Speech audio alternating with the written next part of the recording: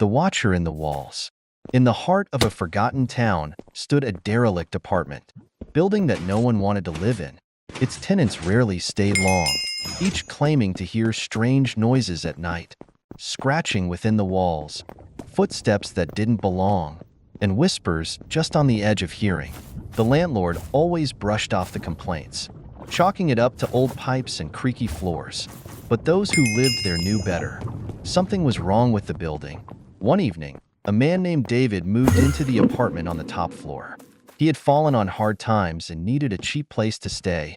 Ignoring the warnings from the few remaining tenants, David was a skeptic.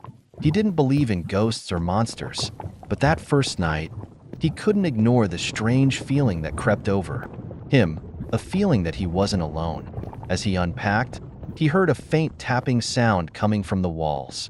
He brushed it off as rats or the wind, but the sound persisted. Tap, tap, tap, like fingernails scratching at the wood. He searched the apartment but found nothing unusual. Exhausted, he went to bed, thinking it was just the nerves of moving into a new place. Around 3 a.m., David was jolted awake by a soft, muffled voice whispering from inside the walls. It was faint, but unmistakable, a low, garbled muttering that seemed to be speaking his name. He sat up in bed, his heart racing, straining to hear. The whispering grew louder, turning into frantic, incoherent babbling. It sounded like multiple voices, layered on top of one another, all trying to speak at once. David grabbed a flashlight and pressed his ear to the wall. But the moment he did, the whispers stopped. The sudden silence was more unnerving than the noise itself. He backed away, his skin crawling, and tried to tell himself it was just his imagination. Over the next few nights, things got worse.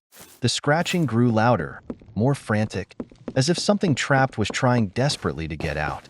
David would wake up to the feeling of cold breath on his neck, yet no one was there.